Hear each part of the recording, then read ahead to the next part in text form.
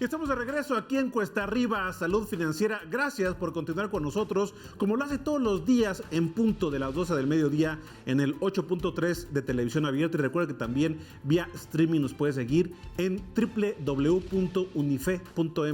Ahí le dan la sección de streaming y todos los días a las 12 del mediodía con nuestros contenidos de economía, finanzas y negocios. Y bueno, pues recientemente ha habido datos importantes en la economía. Bueno, ayer hubo información importante por parte del Banco de México en cuanto a remesas, en cuanto a la confianza de los empresarios y bueno, pues al menos 9 de cada 10 analistas que ha consultado el Banco de México, bueno, pues ven que la economía mexicana está mejor que hace un año y bueno, creo que las estimaciones de crecimiento, los ajustes al alza, creo que esto reflejan que la economía por lo menos a futuro se ve mucho mejor, aunque el crecimiento para el 2024 se calcula menor que el de 2023. Pero bueno, platicar todos estos temas de economía, finanzas, sobre el crecimiento, sobre las remesas, bueno, pues qué mejor que siempre hacerlo con las expertas. Por ello, agradezco la comunicación con Brenda Flores. Ella es investigadora de análisis económico de la organización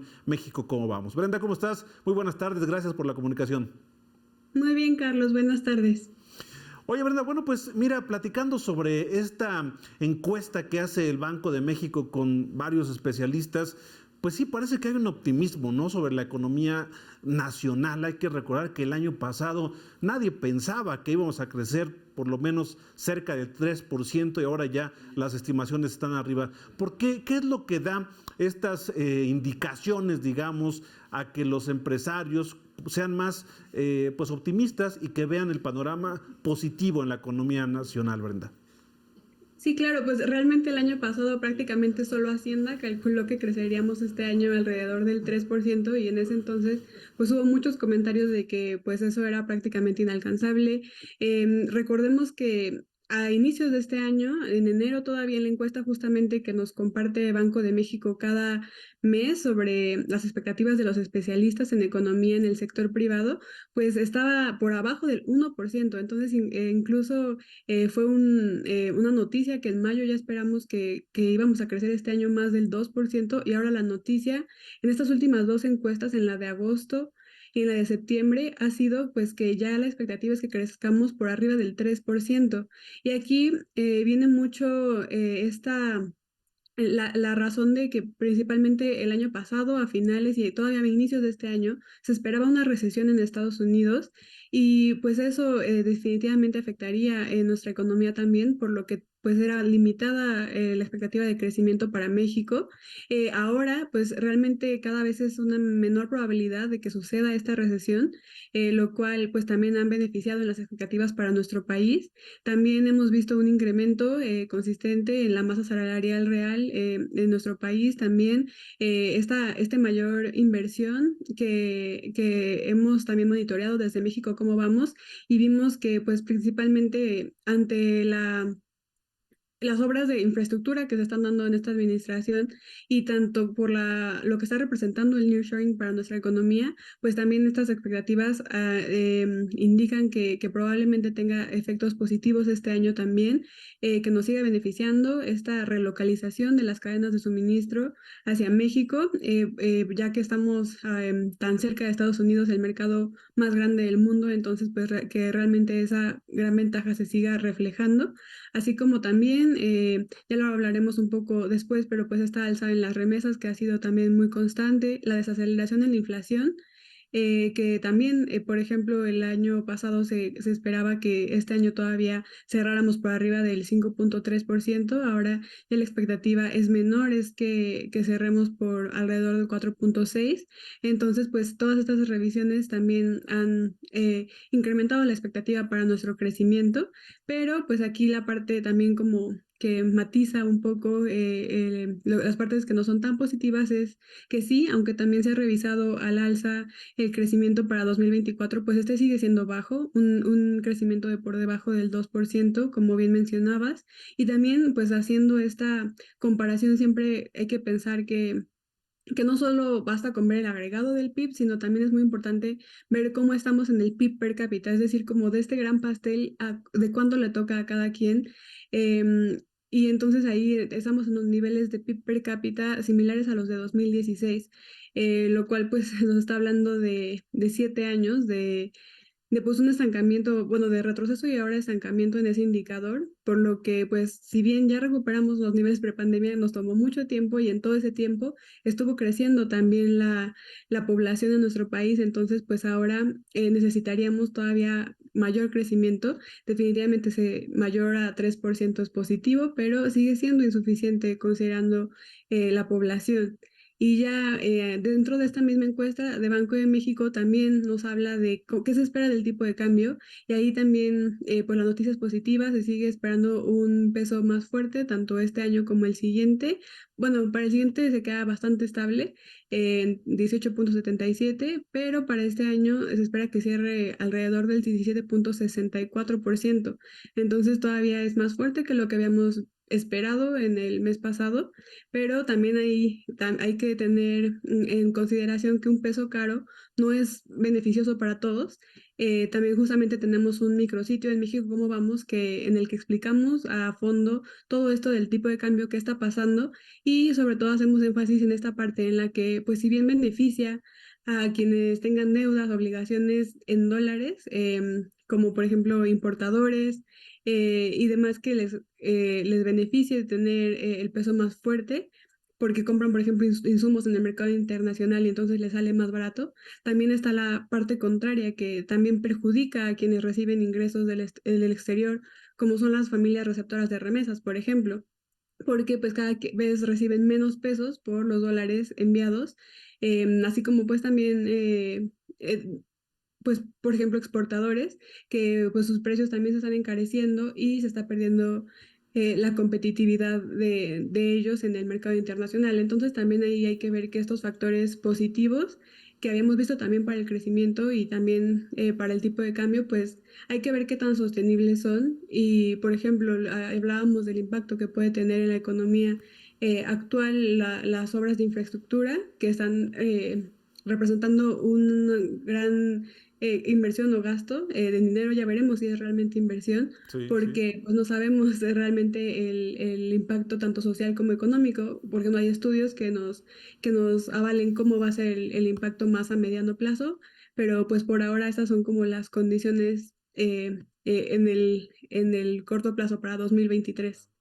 Oye, ¿verdad? Bueno, de estos temas que tocaste, bueno, el tema del crecimiento, yo creo que debe quedar claro que, vamos, un crecimiento del 2 del 3% es insuficiente para México, porque hay estimaciones que México debe de crecer al 5% por la generación de empleos, aunque, bueno, un crecimiento del 5%, pues la verdad es que se ve muy lejano.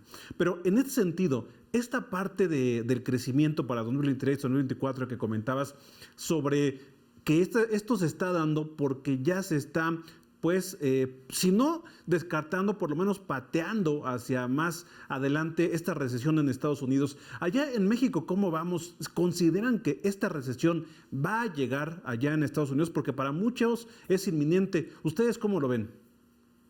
Pues realmente es incierto, así de esa manera lo seguiríamos viendo.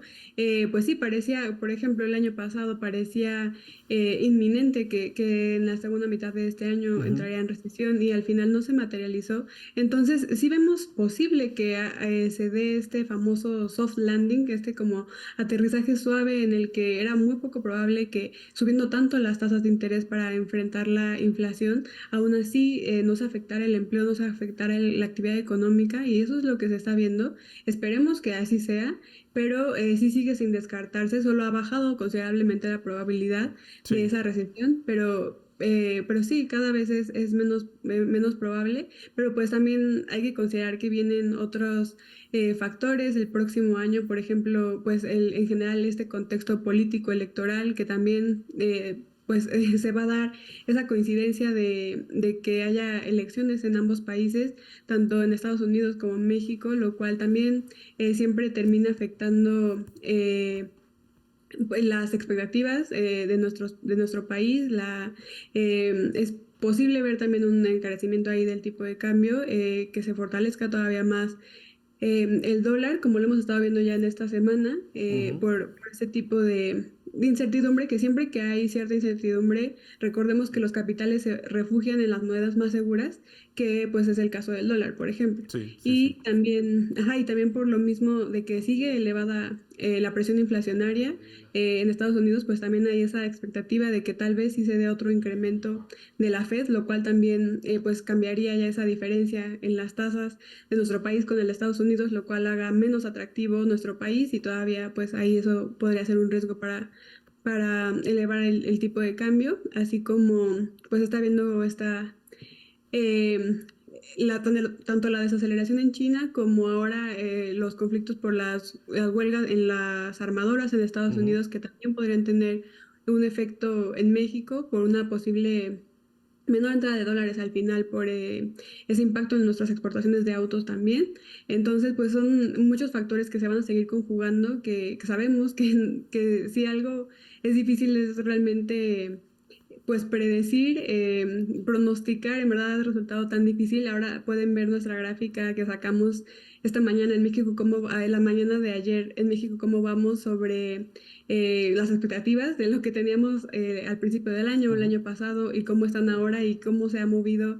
La inflación ha bajado, el crecimiento ha subido considerablemente, entonces realmente es un contexto muy difícil para hacer estas, eh, estos pronósticos. Sí, sí, sí. Sí, la verdad es que entre la volatilidad y la incertidumbre, creo que los economistas han pues fallado mucho en sus pronósticos, por ejemplo, en el tema de crecimiento, pero bueno, se entiende porque la verdad es que la economía se está moviendo de forma diferente con este tema, por ejemplo, de nearshoring, que a México le ha beneficiado y le puede beneficiar todavía más, quizá estaremos creciendo a tasas más altas. Pero por otra parte, y otro tema también que dio a conocer ayer el Banco de México fueron lo de las remesas, Brenda, en el mes de agosto 5.563 millones de dólares, es decir, nuevamente llega un récord importante, aunque si consideramos precisamente la apreciación del peso, si consideramos también temas inflacionarios, en realidad ese dólar o esos dólares que llegan a México pues valen menos, ¿no?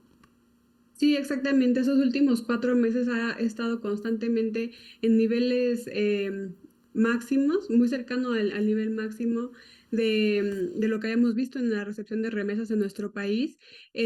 También tanto en número de operaciones como de dólares ingresados, y lo cual ha hecho que en estos primeros 8 meses del año el valor acumulado, que ha sido de casi 41.500 millones de dólares, pues sea más del 9% mayor de lo que habíamos visto el año pasado, que por sí fue un año de récord en las remesas, que también eso influyó muchísimo para que se apreciara nuestro tipo de cambio. Entonces, sí seguimos viendo ese gran incremento, pero ahí también vale la pena. em, por ejemplo, considerar lo que nos comparte el Centro de Estudios Monetarios Latinoamericanos, el CEMLA, que nos habla de cómo en agosto, por ejemplo, si bien el crecimiento de los dólares que ingresó al país fue de 8,6%, ya cuando lo pasamos a pesos constantes, pues estos cayeron en más de 12%, es decir, ese poder de compra, ¿para cuánto nos alcanza? ¿Para cuánto les alcanza a las familias receptoras de remesas? Pues eso es más de 12% menor, lo cual pues ahí vemos esos grandes perjudicados de estas fluctuaciones en el tipo de cambio, que si bien pues hemos visto que pueden beneficiar, también hay que considerar esa parte negativa y que no siempre es totalmente positivo y totalmente buenas noticias tener un peso más fuerte. Y entonces, pues ahí en ese periodo de ese último año el peso se apreció más de 15%. Entonces, pues si bien han seguido aumentando ya casi 9% el ingreso de dólares, pues sigue siendo menor. Entonces no se ve compensado. Claro. Oye, Brenda, por último, y bueno, aprovechando tu experiencia y los análisis que haces desde México, cómo vamos hablando del nearshoring, ¿cuáles son las estimaciones que se pueden tener? Porque para algunos ya el crecimiento reportado recientemente ya viene de la mano con el nearshoring, es decir, ya han llegado empresas como Tesla, la cervecera Heineken, que anunció también una nueva planta allá en Mérida. Es decir, ¿cuáles son las expectativas que debe tener México para de verdad aprovechar el nearshoring? Porque además el nearshoring tiene tiempo de caducidad, entonces México debe de meterse a este fenómeno económico. Pero ¿cuáles son las expectativas que tendrían desde México? ¿Cómo vamos? Sí, definitivamente es un momento clave, es en verdad una oportunidad única que se está presentando para nuestro país, pero pues ahí justamente lo que es lamentable es que en este año no hemos visto como una estrategia activa de mayor captación de inversión para aprovecharla lo más posible, sino que lo que ya ha entrado, como bien mencionas, pues ha sido de una manera más inercial. Que realmente haya esfuerzos agresivos para incrementar la inversión en nuestro país, sobre todo la inversión privada, porque si bien estamos viendo algunos proyectos de inversión pública, pues recordemos que la mayor parte de la inversión en nuestro país pues es la privada, y sí, se encuentra actualmente en niveles récord, pero lo que observamos en el segundo trimestre del año, pero ahí pues lo importante es que ese pico que se vio, ese gran incremento que se vio en ese trimestre, pues no sea algo de un solo trimestre o de un solo año, sino que sea de manera sostenida. Y para eso también necesitamos crear pues un ambiente que sea propicio para los negocios, un estado de derecho sólido, certeza jurídica sobre todo, que no se cambien las reglas fácilmente, que tengamos un sistema eléctrico también confiable, suficiente, limpio, que pues sea atractivo para que cada vez más empresas pues quieran invertir en nuestro país. Y entonces eso es lo que vemos que está faltando, como que se está dejando a la inercia y definitivamente todavía esos efectos positivos podrían ser mucho mayores, podría ser la gran oportunidad para México. Pero pues sí, se corre ese riesgo de que lo que ha entrado hasta ahora sea eh, pues ya el grueso de lo que va a recibir México dentro de toda esa relocalización que se ha hecho de las cadenas de suministro. Bueno, pues sí, sería lamentable porque además creo que pocos países tienen las ventajas que tiene México y bueno, sería una oportunidad que se desperdicie. Por último, nada más, Brenda, en la encuesta de expectativas que se hace el Banco de México calculan la generación de 679,000 empleos al cierre de 2023. ¿Son lo ideal o necesitamos también más trabajo en México? Sí, pues ahí es interesante, siempre para responder esas preguntas los invitamos a que ingresen a nuestro sitio mexicomovamos.mx, donde tenemos semáforos económicos, que es donde vemos cómo deberíamos, ahí tenemos metas que desarrollaron expertos en economía de cuánto debería ser, por ejemplo, la inversión, el crecimiento que hablábamos hace rato, que es realmente insuficiente todavía un 3% porque necesitamos un 4,5% al menos para que se cree todas las oportunidades necesarias para los trabajadores y consumidores en México. Y pues también tenemos un semáforo económico de generación de empleo formal. Y ahí lo que se requiere para incluir a todas las personas que cada mes tratan de ingresar al mercado laboral, y pues lo ideal es que lo hagan en un empleo formal, es de el equivalente a 100,000 empleos por mes. Entonces ahí estamos hablando de más de 1 millón de empleos al año, que sería lo que necesitamos realmente en nuestro mercado laboral para cambiar esa estructura que tiene actualmente, que es preocupante, que más de la mitad de los empleos se encuentran en informalidad, es decir, no tienen un contrato establecido, no tienen acceso a seguridad social, a prestaciones, que pues es lo que necesitamos para no tener esa situación de vulnerabilidad en la que se está dejando a más de la mitad de los trabajadores en nuestro país. Entonces, pues sí, continúa siendo insuficiente. Habíamos empezado este año con el semáforo en verde, se estaban creando más de 100,000 puestos al mes en los primeros meses, pero después vimos que esa tendencia no continuó y entonces al parecer ahora con la encuesta de expectativas, pues que no se va a continuar con la trayectoria tan favorable el resto del año. Así es, así es. ¿Dónde podemos consultar este semáforo económico, Brenda? Claro que sí, en México como vamos.mx, diagonal semáforo nacional. Pues estaremos viendo ahí porque siempre en México, como vamos, dan datos bien interesantes y bueno, con este semáforo, bueno, pues nos indican exactamente cómo vamos. Gracias, Brenda, te agradezco la comunicación, que tengas una buena tarde. Muchas gracias a ti, Carlos, por el espacio. Buenas tardes. Gracias a Brenda Flores, investigadora de análisis económico de México, cómo vamos. Vamos a un corte, regresamos con más aquí en Cuesta Arriba, Salud Financiera, no se vaya.